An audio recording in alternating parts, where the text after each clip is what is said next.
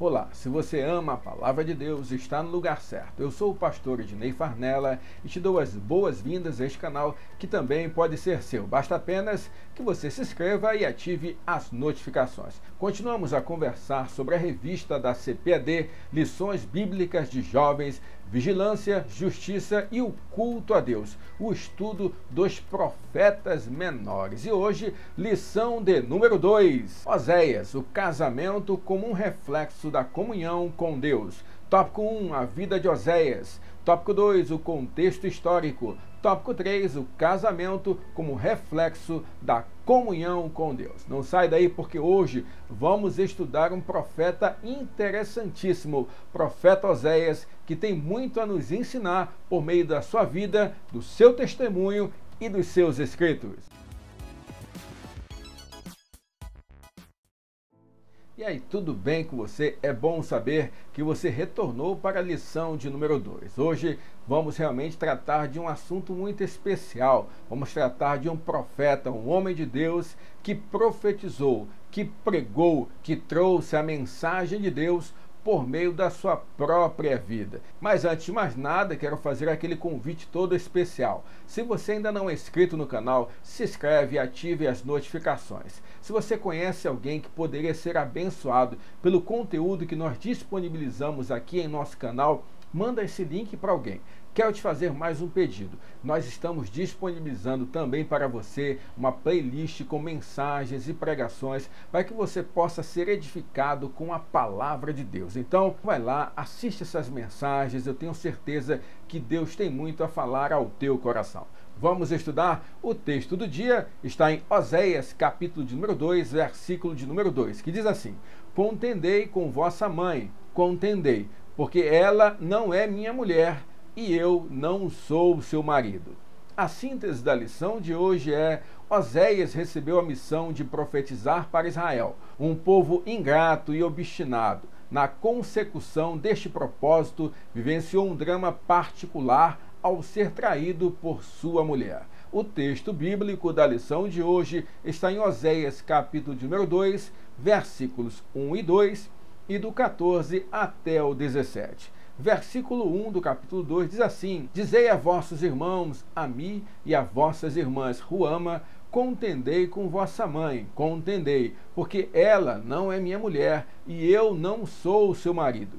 E desvie ela as suas prostituições da sua face, e os seus adultérios de entre os seus peitos. Portanto, eis que eu a trairei, e a levarei para o deserto, e lhe falarei ao coração. Versículo 15, lhe darei as suas vinhas dali, e o vale de Acor por porta de esperança, e ali cantará como nos dias da sua mocidade, e como no dia em que subiu na terra do Egito. E acontecerá naquele dia, diz o Senhor, que me chamarás meu marido, e não me chamarás mais meu Baal. E da sua boca tirarei os nomes de Baalins, e os seus nomes não virão mais em memória. Estamos lendo o profeta Oséias. Um ensino precioso, eu tenho certeza que Deus vai falar muito ao nosso coração. Vamos orar? Ó Deus, obrigado, Senhor. Obrigado por essa oportunidade que temos de falar um pouco da Tua palavra, de aprender sobre os profetas menores. E hoje, em especial, sobre a vida do Teu servo Oséias e a mensagem que o Senhor trouxe para o povo de Israel e para cada um de nós que lemos agora a Tua palavra, Pai. Ilumina a nossa mente, abre o entendimento de cada um. Abençoa este irmão e essa irmã que acompanha conosco essa aula, em nome de Jesus. Amém. Queridos, eu quero lembrar que para abençoar a tua vida, nós disponibilizamos gratuitamente os slides que nós projetamos aqui em nossa aula para que você possa utilizar lá na escola bíblica dominical na qual você ministra, utilizar nos grupos pequenos, acompanhar conosco aqui enquanto nós ministramos a lição. A ideia é ser bênção para você e que você também seja bênção para outras pessoas. Afinal, bênção que é bênção, só é bênção quando abençoa um outro alguém. E quem nos abençoa com a confecção desses slides é a querida irmã Caroline Esperança, cujo link para o Instagram está na descrição deste vídeo. Vai lá, segue a nossa irmã, abençoa a vida dela, que também tem sido bênção para o nosso canal. Queridos, como nós falamos na lição passada, nós vamos tratar acerca dos profetas menores. E quem eram esses profetas menores? São os últimos livros do Antigo Testamento. Nós falamos que o Antigo Testamento é dividido em Pentateuco, livros históricos, livros poéticos, sapienciais e os livros proféticos. Livros proféticos são divididos em duas partes: os profetas maiores, Isaías, Jeremias, Lamentações, Ezequiel e Daniel, e os profetas menores, a começar por Oséias, que nós vamos estudar no dia de hoje. Oséias é um homem diferenciado. Como nós falamos aqui também na lição passada, vida de profeta não é uma vida fácil. E Oséias sentiu na sua própria carne, literalmente, o ensino que Deus quis passar para Israel.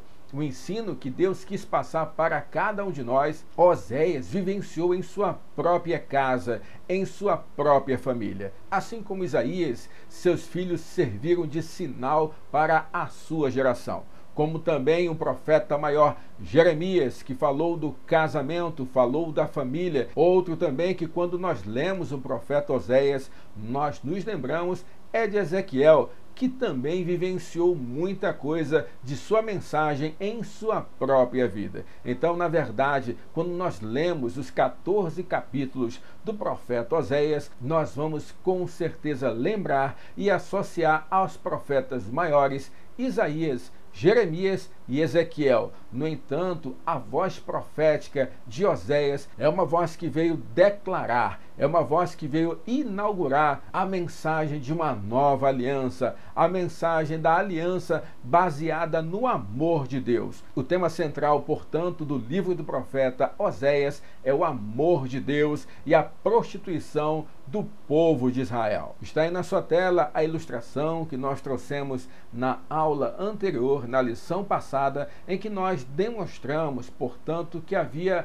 uma divisão de reinos. Nós falamos claramente. Se você não assistiu a aula passada, vai lá. Nós fizemos uma boa recapitulação, uma boa revisão acerca desse panorama bíblico, do panorama dos reis de Israel. E nós percebemos que houve profetas que profetizaram no reino de Judá, houve profetas que profetizaram no reino de Israel, houve profetas que profetizaram para outros povos na Síria e Edom, e tivemos o período do exílio babilônico. Oséias profetizou no reino do norte. Foi, na verdade, o último profeta do reino do norte antes da invasão assíria e da aniquilação do reino do norte. O reino do norte nunca mais se reergueu. O povo, no entanto, se uniu ao povo do reino do sul. Eram os samaritanos, um povo que não se dava bem com os judeus, porque era considerado um povo misturado. Então, Oséias é este. Enquanto ele profetizava no reino do norte, após o profeta Amós, no reino do sul estavam profetizando Isaías e Miqueias. Então guarda essa ilustração para que você possa apresentar para outras pessoas, para que você possa entender, e eu tenho a certeza que fica mais fácil de nós nos contextualizarmos, de nós nos localizarmos sobre este profeta menor, um profeta muito importante, o profeta Oséias. Tópico número 1, a vida de Oséias. Subtópico 1, o profeta da salvação. O próprio nome de Oséias significa salvação ou salvar, aquele que traz a mensagem da salvação. Na verdade, o profeta Oséias é aquele que inaugura o sentido da graça, o sentido da nova aliança. Antes mesmo da profecia trazida por Jeremias, Oséias já trazia o conceito da nova aliança com Deus. Aí talvez você me pergunte, mas pastor, Jeremias não vem antes na Bíblia que Oséias? Querido, a forma como a Bíblia está organizada não é por cronologia, não é por ordem dos acontecimentos. Já existe no mercado a Bíblia cronológica, um plano de estudo cronológico, para que você compreenda na medida em que os fatos estavam acontecendo. No entanto, a organização da Bíblia não é assim. Os acontecimentos de Oséias vieram antes de Jeremias. No entanto, o livro de Jeremias está antes do livro de Oséias, porque Jeremias é um dos profetas maiores e Oséias um dos profetas menores. Oséias, portanto, ficou conhecido como o primeiro profeta da raça, ou evangelista de Israel. Seu nome vem da forma hebraica Hoshea, que no original procede da mesma raiz das palavras Jesus ou Josué. E Oséias traz um paradoxo, traz aquilo que nós entendemos por conceito dialético. Ele compara situações distintas. Ele fala que enquanto a apostasia do homem provoca o juízo e a destruição, e o que é apostasia? Muitas pessoas perguntam, o que é o verbo apostatar-se? O verbo apostatar-se é afastar-se. Então, eu apostatar da fé, eu me afastar da minha fé, eu deixar de servir a Deus da forma como eu servia, de acreditar naquilo que eu acreditava, de vivenciar aquilo que eu vivenciava. Enquanto o homem se afasta por meio da apostasia, Deus é aquele capaz de restaurar o homem por meio do seu infinito amor, do amor ágape, do amor único que só Deus tem pela humanidade. Subtópico número 2, sua origem e ocupação. É provável que Oséias fosse natural de Bet-Semes e pertencesse à tribo de Isacar, porque nós percebemos que lá no capítulo de número 7, Oséias vai falar a respeito do nosso rei, ou seja, ele está se colocando em meio ao contexto do povo do Reino do Norte. Nunca esqueça isso, querido. Nós precisamos, antes de tudo, ao estudarmos a palavra de Deus, observar o contexto no qual essa palavra está inserida. Não esqueça daquela máxima, não é? Texto sem contexto é pretexto para a heresia. Então, precisamos ver sim o contexto, e do contexto nós tiramos várias informações. O livro de Oséias não diz claramente de onde ele é, qual sua origem, qual sua profissão, mas pelo contexto nós podemos tirar algumas informações que nos ajudam a montar um cenário de informações. Além de citar a questão do seu rei, ele traz informações geográficas muito precisas que só poderia vir de alguém que conhecia aquela região, que vivia naquela região. Portanto, acredita sim que Oséias era natural daquela localidade e era da tribo de Isacar. Além disso, também pode-se inferir pelo contexto do livro de Oséias que a sua profissão talvez fosse a de padeiro, pela forma como ele apresenta exemplos do contexto no qual ele estaria inserido. Além disso, é possível entender que o profeta Oséias era aquele que pregava enquanto exercia a sua função, enquanto exercia a sua profissão. E aqui nós precisamos abrir um parêntese, sabe? Muitas pessoas falam que só é possível ser um pastor se você não tiver outro emprego, se você não tiver outro trabalho. Ou outros falam o seguinte, não, o pastor tem que se ter outro trabalho, ter outro emprego, além de ser um pastor. Querido, nós precisamos entender que cada realidade é diferenciada, que cada caso é um caso. Por exemplo, Oséias era alguém que profetizava e possivelmente também exercia a sua função de padeiro naquela localidade. Além disso, nós podemos citar o exemplo do apóstolo Paulo, que ele mesmo fala que construía tendas para sustentar o seu ministério. Portanto, nós não podemos afirmar que para ser um ministro de Deus é preciso abrir mão da vida profissional. No entanto, há situações que vão exigir uma exclusividade. Pastores de comunidades muito grandes que precisam do tempo integral daquele homem ou daquela mulher, precisam sim serem totalmente dedicados para a obra do Senhor. Portanto, não há regra. Não está errado aquele que é pastor e que também trabalha profissionalmente fora do pastoreio, ou aquele que é pastor e que vive exclusivamente para o pastoreio. Vai depender do contexto vai depender do nível de exigibilidade da comunidade no qual aquele sacerdote está inserido. O importante é que sirvamos a Deus com toda a nossa força, com toda a nossa disposição, com tudo que nós temos, conforme ensina Eclesiastes, capítulo de número 9, versículo de número 10. Subtópico de número 3, seu drama pessoal. O livro de Oséias pode ser dividido em duas partes. Dos capítulos 1 ao 3, descrevem a sua vida pessoal ao comparar o seu matrimônio com a relação de Deus com o povo de Israel. Ainda nesta lição, nós vamos detalhar a respeito do que aconteceu com o profeta, o que o profeta passou em sua própria vida. A segunda parte do livro, dos capítulos 4 até o 14. Aqui nós vemos profecias dirigidas ao Reino do Norte, profecias com um tom poético que traziam, na verdade, a demonstração que Deus haveria de vir com juízo sobre o Reino do Norte. No entanto, haveria também um remanescente fiel, pessoas que se arrependeriam e que seriam alvo da graça de Deus. Oséias foi um homem chamado por Deus não apenas para falar, mas também para representar o amor de Deus. Seu casamento com Gomer, a palavra de Deus começa assim.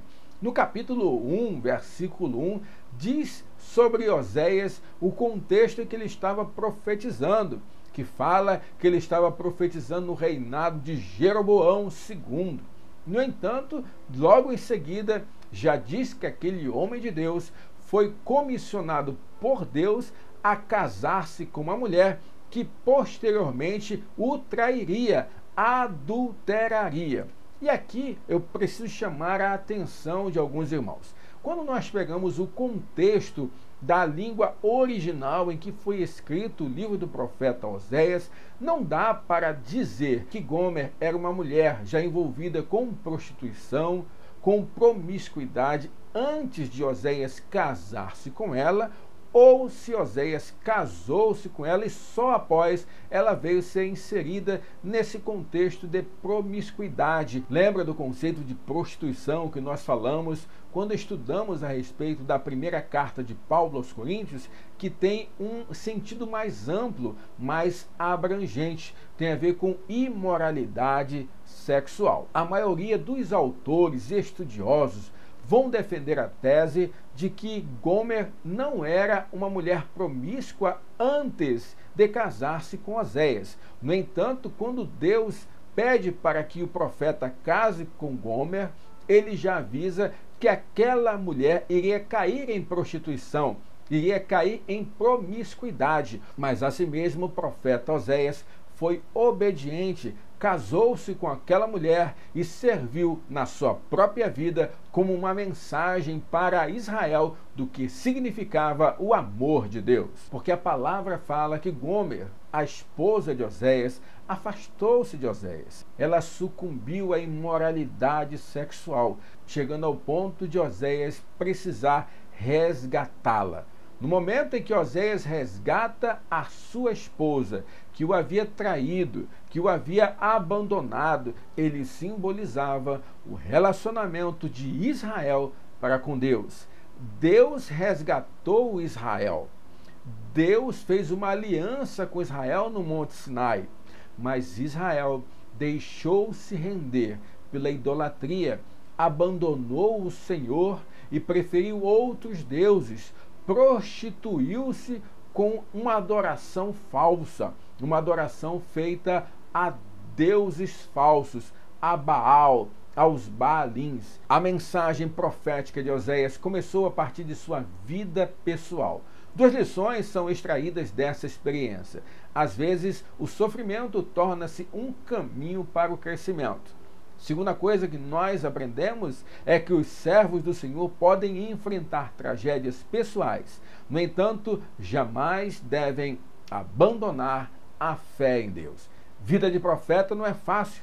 Oséias teve que passar por uma situação pessoal muito difícil, mas ele escolheu obedecer ao Senhor. E a sua obediência trouxe uma mensagem para nós, que o amor deve vencer qualquer obstáculo. E daí nós podemos projetar para o amor ágape, para o amor de Deus, que é o amor que nos alcança mesmo na condenação do pecado. Por amor, Jesus nos resgatou por meio da sua morte na cruz do Calvário. Deus é justo e a justiça de Deus foi paga por meio do sacrifício de Jesus. Ele nos fez justos e fez isso por amor. Assim como Oséias resgatou Gomer, Jesus nos resgatou da condenação eterna. E isso foi por amor. Glórias damos ao nosso Senhor. Tópico de número 2, contexto histórico. Subtópico 1, quando profetizou. Talvez quando você me ouviu contar aqui, em breves palavras, a história do profeta Oséias e o que ele teve que passar, você deva estar se perguntando: pastor, quando foi que esse homem profetizou? Quando essas coisas aconteceram? Então, para facilitar mais uma vez o teu entendimento, eu trouxe aqui um gráfico que mostra a distribuição entre os profetas e os reis do Reino do Norte e os profetas e os reis do Reino do Sul. A palavra fala no primeiro capítulo de Oséias, já no versículo de número 1, que ele profetizou nos reinados do rei Uzias, Jotão, Acais e Ezequias no Reino do Sul, enquanto que no Reino do Norte estava governando Jeroboão II. Então é justamente esse período que nós fizemos uma marcação aqui com um retângulo vermelho. Este é o período em que profetizou o profeta Oséias. Nós verificamos aí que ele vem logo após Amós no Reino do Norte. No mesmo momento em que Amós estava profetizando no Reino do Norte, Jonas estava profetizando lá em Nínive para os assírios. Você lembra dessa história?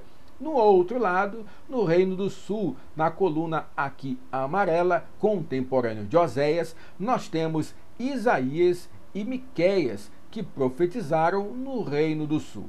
O período de profecia de Oséias foi o período que antecedeu a destruição do Reino do Norte pela invasão assíria, que aconteceu em 722 a.C.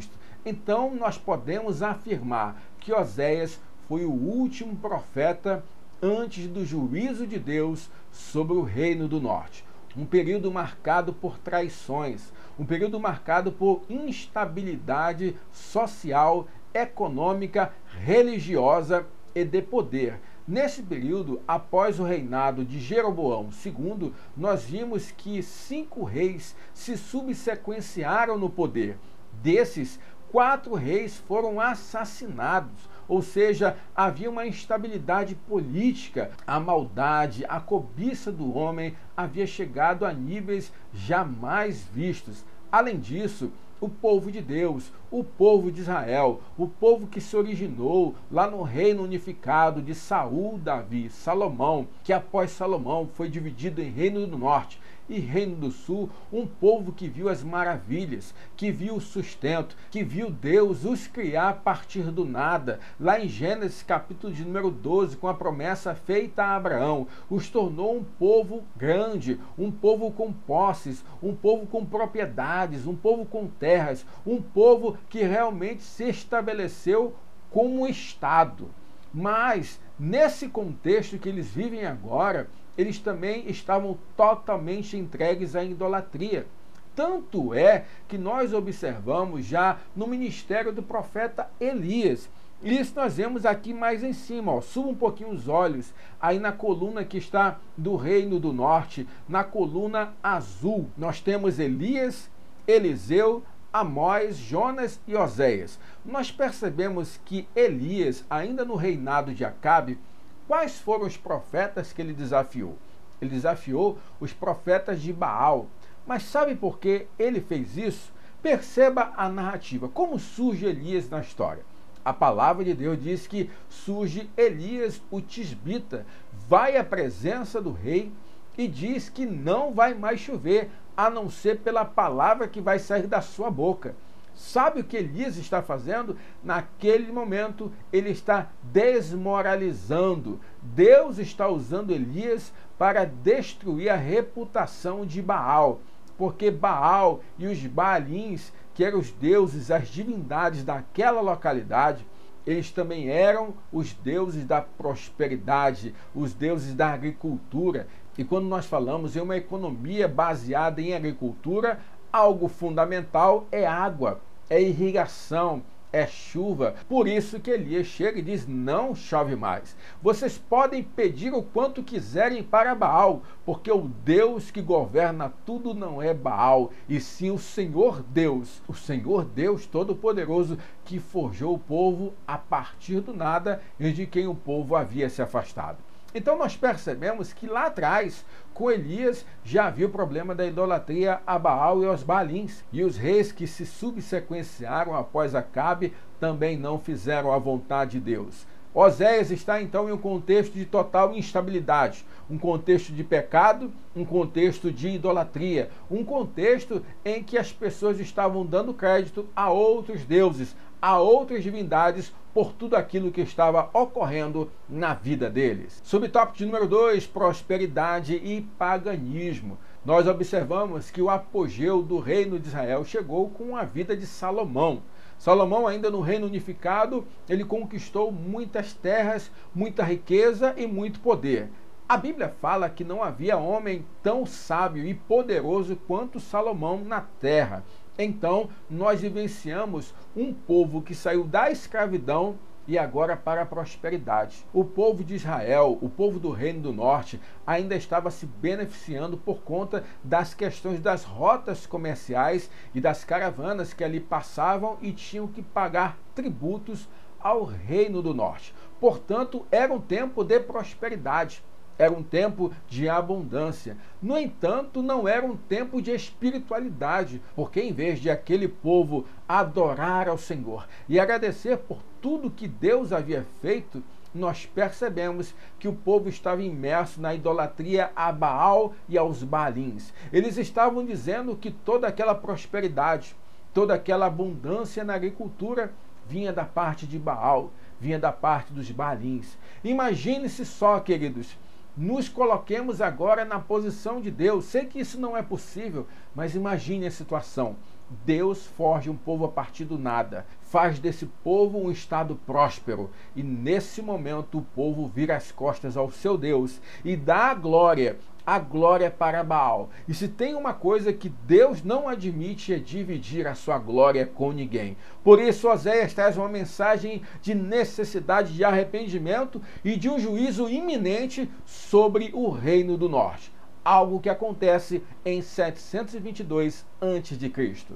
Perceba que vários bezerros de ouro foram levantados e cidades do norte, como Dan e Betel, tornaram-se grandes centros idólatras. Isso está lá no capítulo 4 de Oséias. Perceba Betel, cidade de Deus, onde tinha adoração ao Senhor, agora era um lugar de adoração a Baal. Que tristeza, que decadência. Querido, e aqui trago uma máxima para nós. O difícil não é seguir a Deus e servir ao Senhor na dificuldade. O difícil é lembrar do Deus que nos abençoou em meio à prosperidade. Isso mesmo. Quantas pessoas nós vemos isso acontecer, que estão necessitadas, estão precisando de ajuda, oram, clamam ao Senhor. Deus vai e abençoa. Deus abre uma porta, mas quando Deus abençoa, essas pessoas acabam esquecendo do Deus que as abençoou. Agora não tem mais tempo, agora não podem mais tirar um tempo para adoração, para o clamor, para a intimidade. O que elas estão fazendo? Trocando Deus agora não por Baal, mas por Mamon, o Deus do dinheiro, porque nessa busca incessante pelo dinheiro e pelo poder, o homem virou as costas para Deus. O mesmo que aconteceu no Reino do Norte. O mesmo que aconteceu para o povo a quem Oséias trazia a sua mensagem. Subtópico de número 3, líderes religiosos corrompidos. Mas além de haver reis que não faziam a vontade de Deus, além de haver um povo afundado na idolatria, os sacerdotes, aqueles que deveriam ser o exemplo da religiosidade, da boa conduta, responsáveis pelo ensino, nesse momento viviam como verdadeiros salteadores. Isso mesmo. Em Oséias, no capítulo 6, no versículo 9, fala que eles abandonaram seus postos sagrados e se uniram aos salteadores nas estradas. Homens que deveriam ser exemplos espirituais tornaram-se decadentes e corruptos. Enquanto os sacerdotes prevaricavam, Deus levantou um simples padeiro para ser um profeta. Como nós falamos na lição passada, os profetas menores vieram com uma mensagem de exortação, mas também uma mensagem de ensino, porque os sacerdotes e levitas falharam na sua missão de ensinar o povo, de manter uma religiosidade saudável. Nesse momento surge então a voz dos profetas menores como instrumento de Deus para aquele povo. Querido, nós precisamos atentar que o pecado chega à nossa vida não de uma hora para outra. Nós não nos afastamos de Deus de uma hora para outra. As coisas vão acontecendo com pequenas concessões. Que tem eu não ir para a reunião com os meus irmãos hoje? O que tem eu cometer esse pecado? O que tem eu deixar o meu filho, a minha filha, fazer isso dentro da minha casa? O que tem eu abrir mão só disso? É só disso. Mas, querido, são brechas que nós vamos abrindo na nossa muralha espiritual, na nossa barreira espiritual. E quando nós vamos ver, cada vez mais somos consumidos. Porque a palavra se ensina que um abismo chama a outro abismo. A busca do cristão é por ser cada dia melhor, cada dia mais parecido com Cristo. Então eu tenho que verificar, fazer uma autoanálise, para saber se a minha vida tem sido por concessões ou se tenho tido uma vida de arrependimento e mudança para ser mais parecido com Deus. O povo de Israel, o reino do norte, havia se afundado. E não foi de uma hora para outra, não foi de uma hora para outra que eles começaram a ser adoradores de Baal. Começou com pequenas concessões, ainda lá atrás com Salomão, que para agradar as mulheres com quem havia casado, com quem havia feito acordos políticos, deixou que construíssem altares, templos a outros deuses. E uma coisa leva a outra. Um abismo chama a outro abismo. Oséias se coloca em uma posição diferenciada, uma posição de alguém que quer fazer a vontade de Deus. A pergunta que ele deixa para mim e para você é se nós estamos dispostos a ser alguém diferenciado, a ser voz de Deus em meio a essa geração afundada no hedonismo que só quer o prazer, afundada na ganância que só quer o dinheiro e poder, afundada na idolatria de si mesmo, porque o homem está mergulhado no antropocentrismo, ou seja, o homem agora é o centro e não mais Deus. Mas você, eu, somos pessoas diferenciadas. Deus nos levantou com a mensagem de que precisamos voltar ao centro da vontade de Deus, nos arrepender dos nossos maus caminhos e voltar para a adoração verdadeira. Somente Deus é digno de toda honra, glória, louvor e adoração. Pregue essa verdade, viva essa verdade, seja diferenciado assim como Oséias, em nome de Jesus. Tópico número 3, o casamento como reflexo da comunhão com Deus. Subtópico 1, a metáfora do casamento. Como nós falamos, a mensagem do profeta Oséias muito veio na forma da sua própria vida. Deus usou como ilustração do seu relacionamento com o povo do Reino do Norte, o relacionamento do profeta Oséias com a mulher chamada Gomer. Quando nós analisamos a beleza do livro do profeta Oséias, nós percebemos que no capítulo de número 1, se não fosse a ressalva do versículo de número 2, nós não saberíamos o contexto no qual Oséias estaria se inserindo. Porque no capítulo de número 1, no versículo de número 2, Deus já fala que o profeta deveria tomar uma mulher adúltera, que teria filhos de uma mulher adúltera. No entanto, a partir do versículo 3, nós temos a narrativa. Nos parece, e o entendimento melhor, é que ali, na verdade, Deus já estava avisando que o profeta iria casar com uma mulher que o trairia, que o abandonaria, e que os seus filhos seriam, portanto, filhos de uma mulher adúltera, porque até então não é possível ver pela narrativa bíblica que Gomer tinha filhos. O mais aceito no âmbito teológico é que este versículo 2, ele traz um resumo, uma antecipação dos fatos que viriam a acontecer. Porque logo em seguida, no versículo de número 3, o profeta fala, e é por causa disso, por causa do decreto de Deus, que ele casou-se com Gomer. Tudo parecia muito bem. Por conta desse relacionamento, o profeta Oséias e Gomer têm 3 filhos, dão nomes a esses filhos. Nós vamos já falar a respeito de cada nome. Mas no capítulo de número 2, nós temos então a questão do divórcio, nós temos a questão do adultério. O casamento vem para simbolizar o relacionamento baseado em amor de Deus para com o povo de Israel. E é importante que o Reino do Norte muitas vezes foi chamado de Israel e também de Efraim. Em muitas passagens proféticas nós vamos encontrar o contexto ai de ti Efraim, ai de ti Judá, se referindo a Efraim como Reino do Norte e Judá como Reino do Sul, ou algumas vezes citava a própria Jerusalém para simbolizar o Reino do Sul. Então, o casamento do profeta Oséias com Gomer, mesmo em um contexto de promiscuidade em que a sociedade estava mergulhada naquela época, simbolizava que Deus amava o seu povo, mesmo que o contexto do povo fosse um contexto de promiscuidade, de devassidão, que o amor de Deus era maior do que toda e qualquer situação vivenciada por aquele povo. No entanto, nós temos no capítulo 2 a questão do afastamento, do divórcio por conta do adultério. Isso simbolizava o juízo de Deus, que muito embora o amor de Deus, em um contexto de pecaminosidade, fizesse com que Deus estabelecesse uma aliança com o povo, por causa da promiscuidade, por causa de atos contínuos de adultério, de traições, Deus estabeleceria também um juízo para o povo de Israel. O pecado estava tão generalizado ali em Israel que as jovens se prostituíam e as mulheres casadas adulteravam. Os homens não poderiam reivindicar juízo sobre elas, porque também se desviavam com as meretrizes. O culto ao Senhor tinha sido descaracterizado. Betel, que era a casa de Deus, foi ironicamente apelidada por Oséias de Bet-Avém, casa dos ídolos, pois o lugar que antes era conhecido como um centro de adoração tornou-se um lugar marcado pela idolatria. O Senhor rejeitava a adoração superficial e falsa.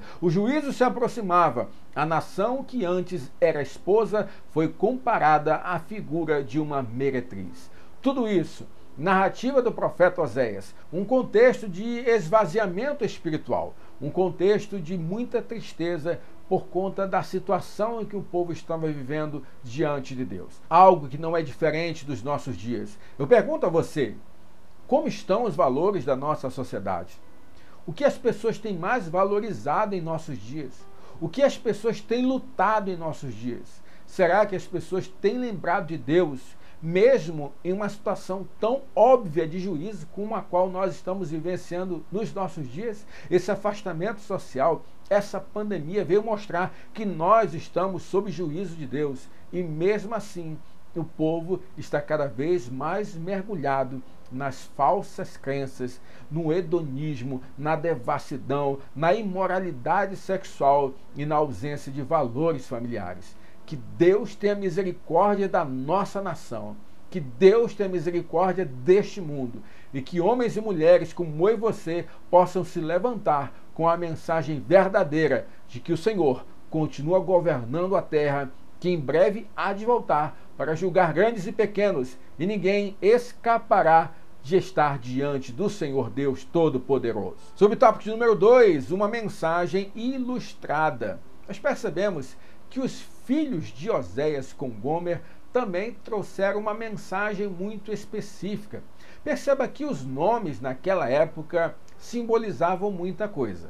Oséias e Gomer tiveram 3 filhos, 2 meninos e uma menina. O primeiro menino foi chamado de Jezreel, que significa Deus semeia ou Deus espalha. que significava que Deus iria realmente espalhar o povo do Reino do Norte. Os israelitas seriam espalhados, seriam dispersos. E isso nós vimos claramente nas diásporas judaicas que ocorreram ao longo da história. Diáspora é o afastamento, é o espalhamento dos judeus por conta das grandes perseguições. No momento que o Reino do Norte foi invadido, a Síria invadiu sem piedade. Muitas pessoas morreram, muitas pessoas tiveram que fugir, muitas pessoas saíram em busca de uma resposta, em busca de uma esperança e foram espalhados por conta do juízo de Deus que chegou ali naquele lugar. Não esqueça que Oséias foi o último profeta antes da invasão assíria em 722 a.C. Então seus filhos já simbolizavam também mensagem de Deus para o povo. Seu segundo filho, uma menina, foi chamada de Ló-Ruama. E lembre-se de que o Antigo Testamento foi escrito na sua maior parte no hebraico, numa menor parte no aramaico, e o Ló no hebraico quer dizer não. Então aqui é desfavorecida ou não favorecida nesse contexto. E simbolizava que o Reino do Norte não seria mais favorecido por Deus. Aquele povo agora estaria à mercê da sua própria situação por causa do juízo de Deus que estaria chegando sobre aquele lugar. Mas nós temos ainda o terceiro filho de Oséias com Gomer, mais um menino, e foi chamado de Ló-Amir. Amir, meu povo, Ló, não, não meu povo. Ou seja, Deus estava dizendo que aquele povo, enquanto nação, não mais existiria. Aquele reino seria dizimado da história. O juízo de Deus chegou ali. Eles não seriam mais favorecidos. Eles não seriam mais um povo, uma nação. E eles também haveriam de ser espalhados. Os filhos de Oséias e Gomer também eram mensagem de Deus para o povo. Não apenas o relacionamento do profeta, mas também os seus filhos traziam uma mensagem certeira daquilo que Deus iria fazer com o juízo advindo em 722 a.C. pela invasão assíria. Subtópico de número 3, a promessa de restauração. É importante nós resgatarmos a história do profeta Oséias. No capítulo de número 1, ele casa com Gomer, tem 3 filhos. No capítulo de número 2, Gomer o trai, Gomer adultera, Gomer cai em meio à imoralidade sexual. E por isso o profeta se afasta daquela mulher. No capítulo 3, contudo, Oséias vai resgatar a mulher, vai resgatar Gomer como um ato de amor, como um ato de compaixão. Ele vai resgatá-la. Assim, da mesma maneira, Deus promete o resgate para o seu povo, baseado em amor. Deus estava falando claramente ali e fala ao longo do livro do profeta que ele estaria trabalhando a mentalidade do povo, ele estaria trabalhando o resgate do relacionamento amoroso com aquele povo, assim como Oséias foi resgatar Gomer e reatou o seu relacionamento. Da mesma maneira, Deus resgataria o seu povo em meio à dispersão, em meio à calamidade, depois de tudo que haveria de acontecer como consequência das más escolhas, das más atitudes do povo do Reino do Norte. A expressão "e lhe falarei ao coração" de Oséias capítulo 2, versículo 14, reflete um diálogo íntimo e romântico, tal como um esposo se dirige à sua mulher. Há poucas passagens nas Escrituras que se aproximam das expressões emocionais do amor de Deus por Israel, tal como vemos em Oséias. O Senhor tentou atraí-los com cordas de amor. Oséias capítulo 11, versículo 4. Apesar da ira justificada, Deus sentia compaixão por Israel. E isso nós podemos ver claramente em Oséias, capítulo de número 11. Queridos, não é à toa que quando Paulo escreve acerca do amor de Deus, ele fala que o amor de Cristo nos constrange. Porque da mesma maneira que Gomer foi resgatada por Oséias, Deus sempre resgatou o seu povo, como também resgatou a cada um de nós por meio do sacrifício de Jesus. Queridos, nós temos muito a aprender esse trimestre. Oséias foi um profeta que sofreu na carne para trazer uma mensagem de Deus para o povo. Nós precisamos entender que a nossa mensagem é muito maior do que tudo aquilo que nós podemos vivenciar nessa terra. Que Deus possa falar por meio de nós, que Deus possa usar a nossa boca, que Deus possa usar a nossa vida para a sua mensagem, para o estabelecimento do seu reino, e que você seja instrumento, seja a voz de Deus, seja aquilo que é necessário para que outras pessoas possam se render ao amor de Cristo, que nos resgatou, que nos constrange, que nos salvou e que por causa dele viveremos lá na pátria celestial por toda a eternidade. Vamos concluir com 3 coisas para você guardar em seu coração. Oséias, em sua pregação, apresenta um Deus que ama incondicionalmente. Deus abençoou Israel com liberdade e terra, transformando escravos em uma grande nação. Porém, Israel mostrou-se infiel. Oséias denunciou a infidelidade de Israel um pouco antes de sua destruição pela Assíria em 722 a.C. Oséias nos ensinou que a relação de Deus com o seu povo é fundamentada no amor e na fidelidade, à semelhança de um casamento. Queridos, vamos orar, vamos falar com Deus. Pai, muito obrigado. Obrigado por essa lição, obrigado por nos ensinar por meio das palavras dos escritos e pela vida do profeta Oséias. Continua conosco ao longo de todo esse trimestre, ilumina a nossa mente, abre o nosso entendimento, Pai, em nome de Jesus. Amém. Queridos, muito obrigado pela tua companhia. Eu espero que tenha sido bênção para você. E aí, aprendeu sobre o profeta Oséias? Coloca aqui nos comentários o que chamou a tua atenção com relação à história do profeta Oséias. Você já conhecia essa história? Meus queridos, nós vamos aprender muito neste trimestre, porque os profetas menores geralmente ficam de lado em nossa Bíblia, em nossos estudos diários, nas pregações nos altares. Mas Deus usou a CPAD para que nós possamos estudar esses profetas tão preciosos da palavra de Deus. Querido, que Deus abençoe tua casa, que Deus abençoe tua família, que Deus abençoe os teus projetos e sonhos. E não esqueça, ame a palavra de Deus.